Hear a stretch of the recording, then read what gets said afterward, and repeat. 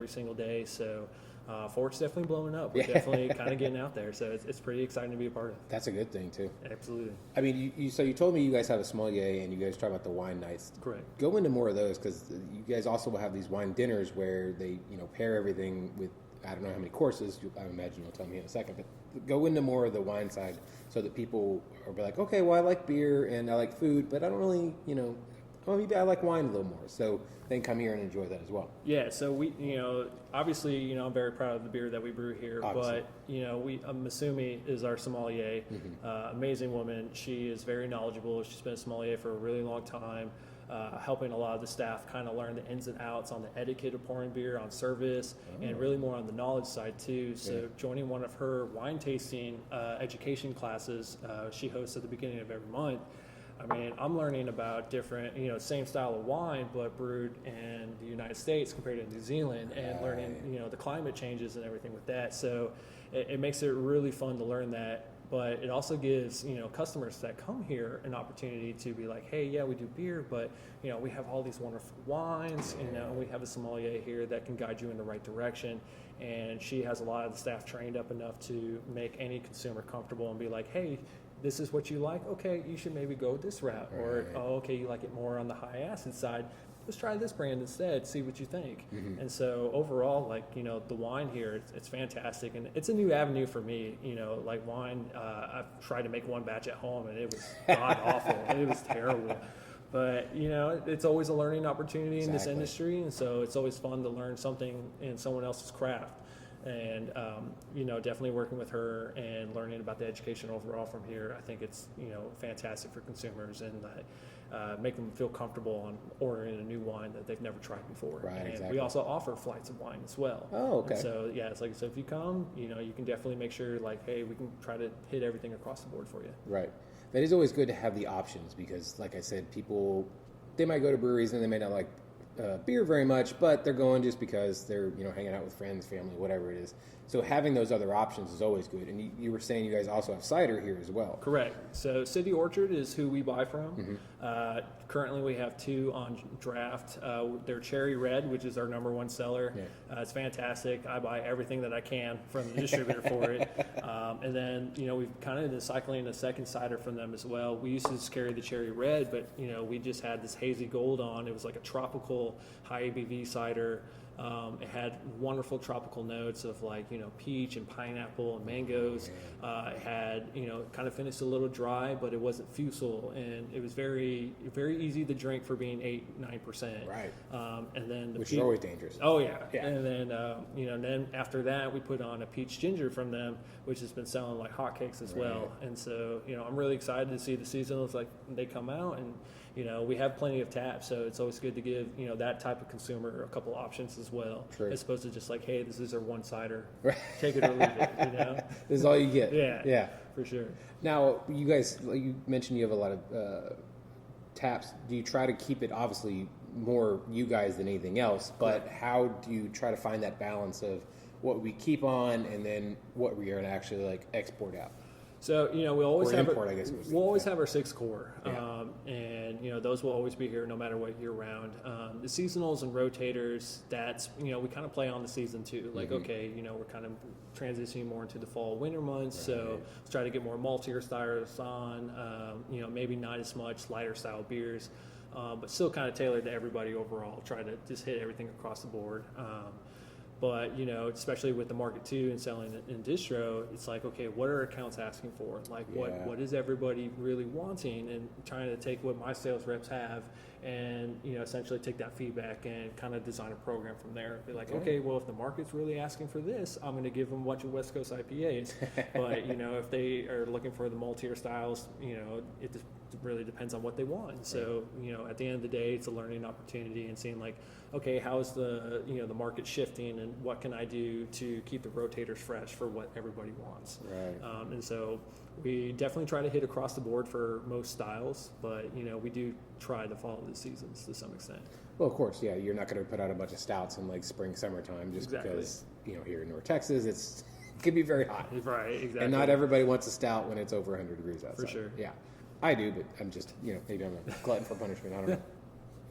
Now, when you talk about kind of trying to figure out a plan as to how and when you're going to make certain beers. Obviously, with the seasonal ones, you kind of keep it seasonal, hence the name. But when you guys try to do maybe something else that you guys haven't maybe done before, where do you guys try to fit it in? And do you try to do it when it comes to pairing with the food, or you just think about the beer on its own? For me personally, I'm thinking about the beer. Okay. So the beer is my number one priority. If I can pair it with the food, I'm going to do my best, obviously. Right. But, for me, like, I want to focus 100% on the beer. Right. So, obviously it comes to a lot of like, hey, what do we want to brew? Kind of say like, oh man, this would be a killer idea.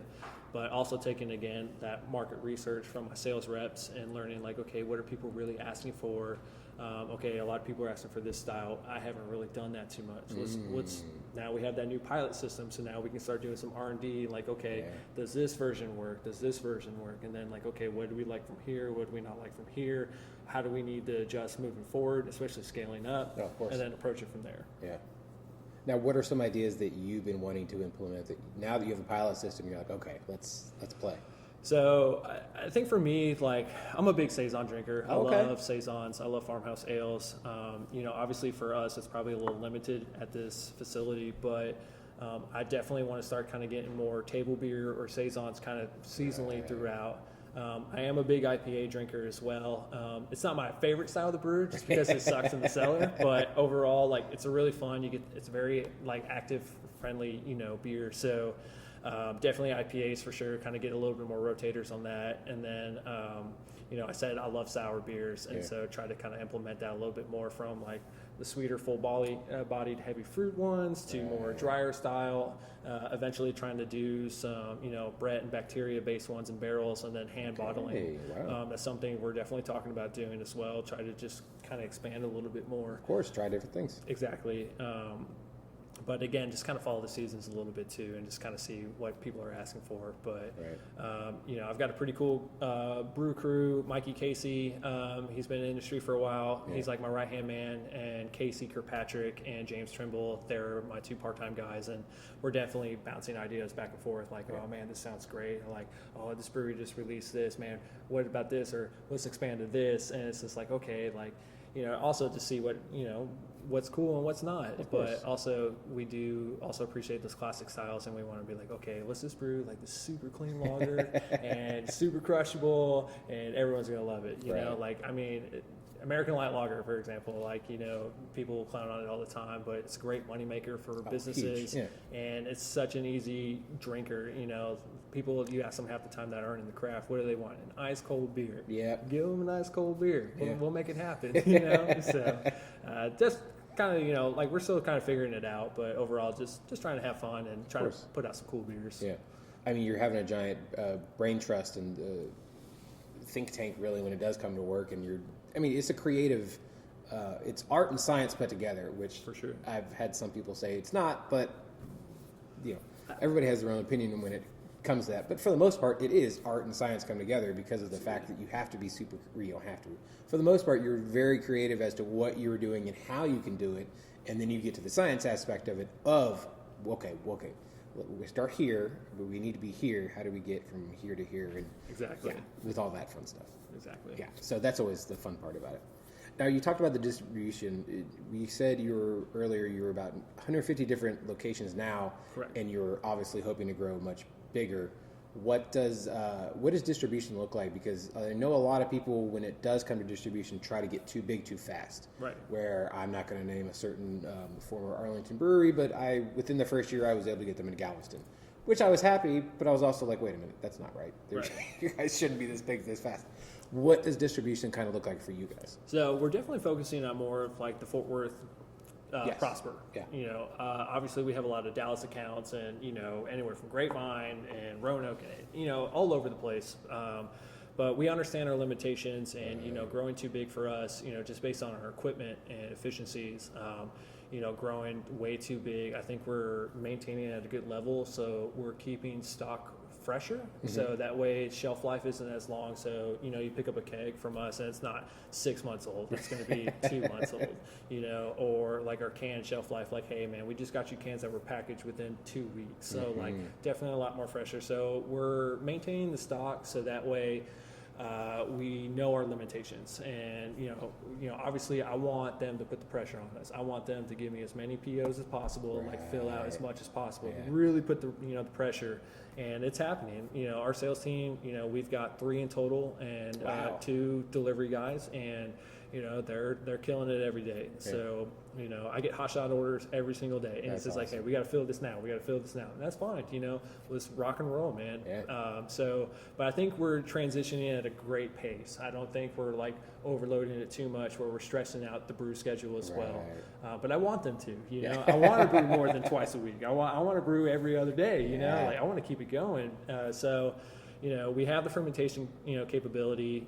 I think, stock-wise, we're keeping a steady rotation, FIFO, obviously, and just making sure, like, we just provide the market the freshest beer we can at a reasonable rate. Obviously, we're kind of going more in that slower period right now in the next couple months, but we're ready for as soon as spring hits. Let's keep it going, and we're going to be here for the fall and winter, and make sure we're providing the best beer we can. There you go. Yeah, Super Bowl's only a couple months away, and people love drinking beer on the Super Bowl. Amen. Now, you guys also love to showcase local music here. How rewarding is it to help the art scene when it comes to the musicians? Because when I was here, musician was wrapping up, he got off the stage, and it looked like there was somebody playing the next hour. So I was like, 2 in 1 day at a brewery, that's awesome. Like, tell us about that.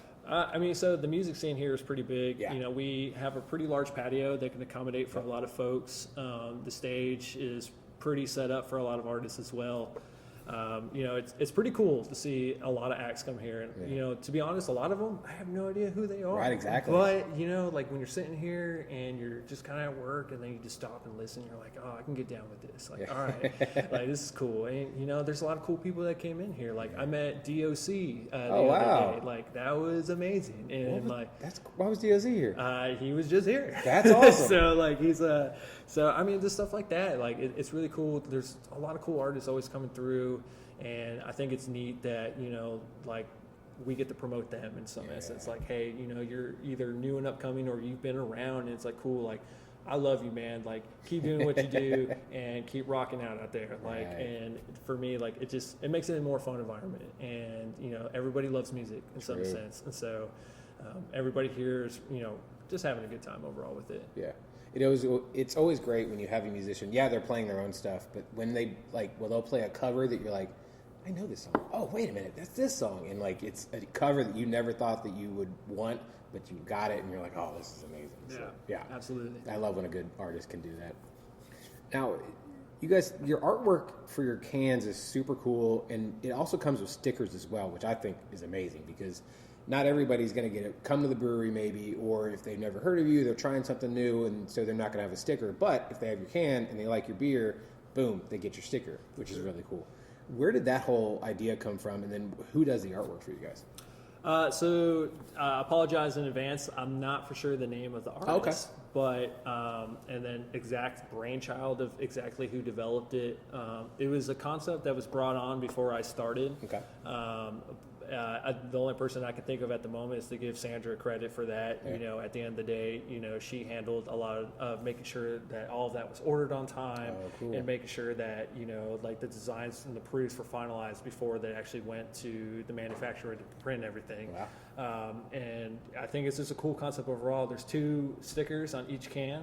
There's one of the actual Fort Brewery logo. That's a sticker. And then the actual image of each brand is its own sticker in itself. And so it's double tagged, so wherever you're at, slap it on. Obviously, just kidding, don't litter. But I mean, certain street signs need them on the back side, for sure, or around poster. Put them on your cooler like I did. But it is a cool concept. I mean, I don't know any other brewery that has a sticker on their label. Like I don't know anybody else. You all were the first one that I was like, this is genius. I don't know why nobody else has done this before. So I mean, like whoever created it, kudos to them. Like it's pretty cool. I'm not gonna lie. So even our generic brands, like there's 6 mini stickers on each one, and so like cool. every can has 6 stickers, and so. Everybody put a lot of thought and effort into it. Right now, any new images and stuff like that, I work with our marketing team, Jeff, Aaron, and Sarah. They put a lot of the imagery together, and they kind of get everything ready so I can send the proof off to the label manufacturer. Right. Stop Sticker, which is awesome alternative if nobody's used them. They're really quick turnover rate. Okay. So yeah, definitely give them a shot. My buddy uses Stop Sticker. They- He's created one of his